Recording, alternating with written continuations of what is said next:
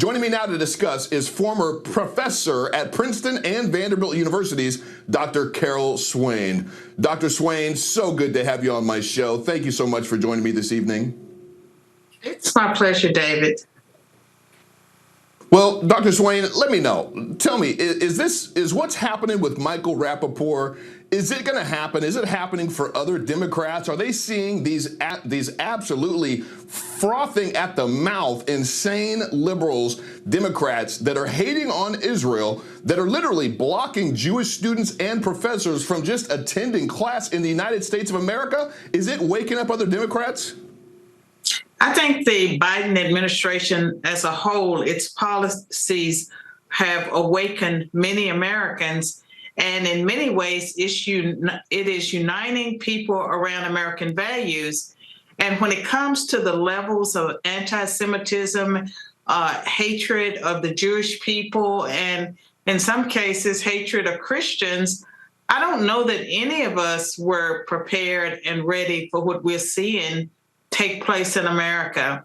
And Hamas, the heinous acts that they committed on October 7th, no sane person would be out there supporting them and defending the pro-Palestinian movement. But you see it taking place on the college campuses. I'm going to blame diversity, equity, and inclusion programs. It seems as if the university administrators have endorsed, the Marxist oppressors versus the oppressed, and that is behind what is taking place. To them, they are supporting a righteous cause. They have lost all sense of any sense of wisdom, but there's no moral background or fiber. They cannot discern right from wrong. The people are pathetic. The leaders are pathetic. And the young people, they're just drifting. They're drifting. And I would say that what they need is a firm hand. Yeah, I think they absolutely need a firm hand. But now you're an expert to be able to speak on this, being that you were professor at Vanderbilt and Princeton.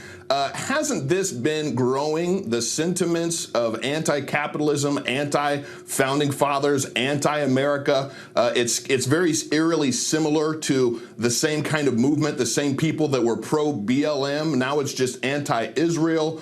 It really seems like this has been brewing, that they've been indoctrinating our youth for decades. What it really reminds me of is the protest that took place during the 1960s. And we know that it was the Marxists that stirred up many of the activities that took place in the 1960s.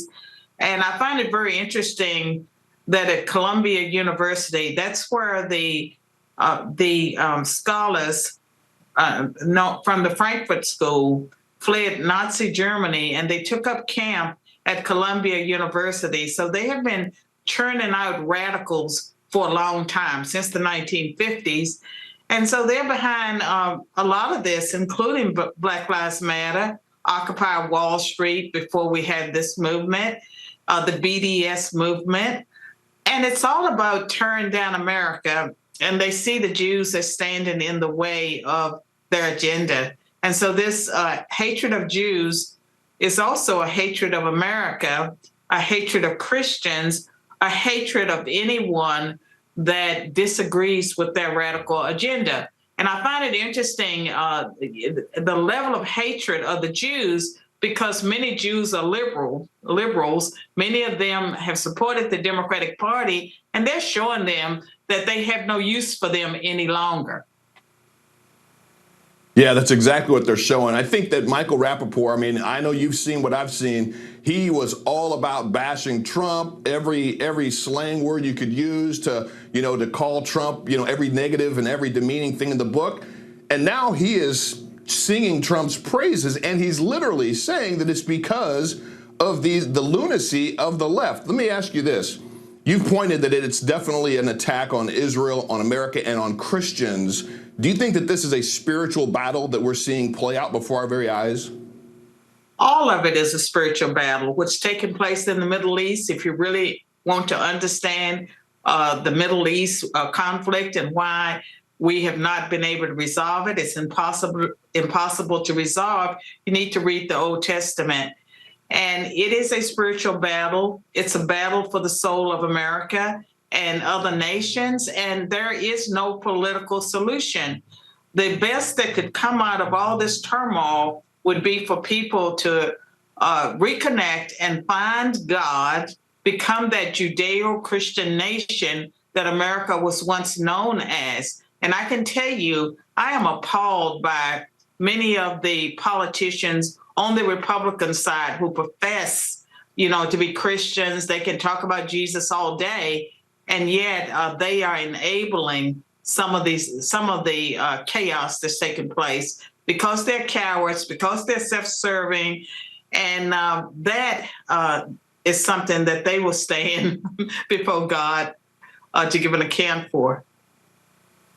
Yeah, they absolutely will. Cowardice, I can't think of, you may know off the top of your head, I can't think of the scripture, but the Bible actually speaks to the sins of individuals that will cause them to go to hell. And the very first thing that it lists is cowards. I think there's a lot of people that need to take heed to that. They certainly do. And we see the wickedness of the human heart played out every day in front of us. And it's important for all Americans to stand up to the anti-Semitism and also to reclaim our colleges and universities. We have to reclaim those institutions. They have just fallen over a cliff. Yeah, a lot of them have. And it's also very interesting to me that so many of these Ivy League universities were actually started and founded with Christians that loved the Lord, that were passionate about their belief in standing up for righteousness, truth, and the Bible. And now they've completely flipped to the other side. Final 30 seconds, Dr. Swain, if you could just speak to the person watching right now, since this is a spiritual battle, a lot of people are saying, well, what could I do? What could the person watching right now, what should they focus on and do in order to begin to turn the tide in this spiritual battle? I mean, it's easy to tell the person listening to pray, but I would tell them to speak up. Talk to your neighbors, talk to your family members, talk to your coworkers. We're in this together, and we have taken such a dangerous turn in America that it's not just, some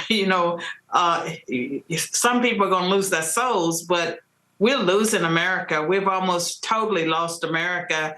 And if you care about the future, your descendants, then you need to speak up now. If you care about your immediate future, because we have people in power who seem to hate this country, who, if it were 5 or 10 years ago, or even, they're treasonous leaders. No one is holding them accountable. We need to turn this around. There has to be accountability at every level. Yes.